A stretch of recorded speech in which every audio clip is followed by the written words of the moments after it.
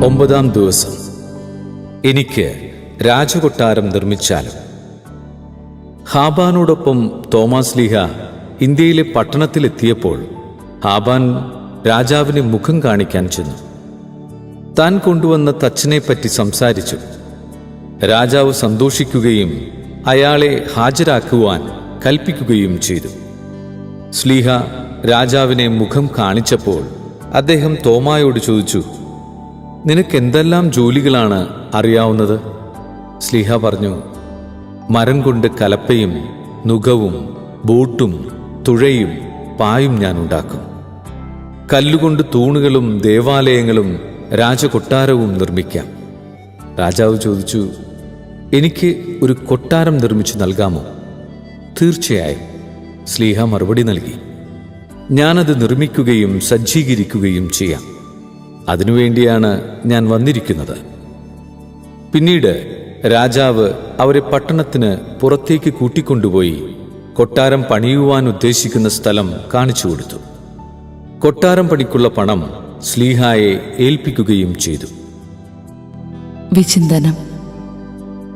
കൈവരുന്ന ഓരോ അവസരവും സുവിശേഷ പ്രഘോഷണത്തിനായി വിനിയോഗിക്കുന്ന തോമാസ്ലീഹായെയാണ് നാം ഈ ഭാഗങ്ങളിലെല്ലാം കണ്ടുമുട്ടുന്നത്.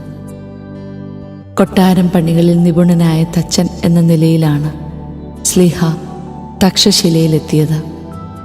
അതിനാൽ രാജാവ് ഏൽപ്പിക്കുന്ന ദൗത്യം ഏറ്റെടുക്കാതിരിക്കുക അസാധ്യവുമായിരുന്നു. ഹാബാനോടൊപ്പം മാസങ്ങൾ യാത്ര ചെയ്താണ് അദ്ദേഹം തക്ഷശിലയിലെത്തിയത്. ബാറൂച്ചിൽ നിന്നും നർമ്മദ നദിയിലൂടെ കുറേ ദൂരം യാത്ര ചെയ്ത് പിന്നീട് കരമാർഗം വിദിശ, ഉജ്ജയിൻ എന്നീ സ്ഥലങ്ങൾ കടന്ന് മധുരയിലെത്തി.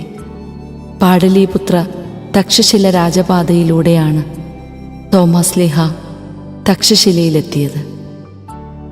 ഇന്ത്യയിലെ പ്രേക്ഷിത ദൗത്യം ഏറ്റെടുക്കുവാൻ ആദ്യം വിമുഖത കാണിച്ച തോമാസ്ലീഹ പിന്നീട് കർത്താവിൻ്റെ കൃപ കൂടെയുണ്ട് എന്നുറച്ച വിശ്വാസത്തിൽ പ്രേക്ഷിത തീക്ഷ്ണതയോടുകൂടി കാതങ്ങൾ താണ്ടുന്ന കാഴ്ചയാണ് നാം കാണുന്നത്. യാത്രയുടെ ദൈർഘ്യമോ അതിലെ ദുർഘടങ്ങളോ അദ്ദേഹത്തെ അലട്ടിയില്ല. ബാറൂച്ച് രാജകൊട്ടാരത്തിലെ സുഭിക്ഷത അദ്ദേഹത്തെ പിടിച്ചു നിർത്തിയില്ല. ഏറ്റെടുത്ത ദൗത്യം അതിൻ്റെ പൂർണ്ണതയിലെത്തിക്കണം, അതുമാത്രമേ ചിന്തിച്ചുള്ളൂ.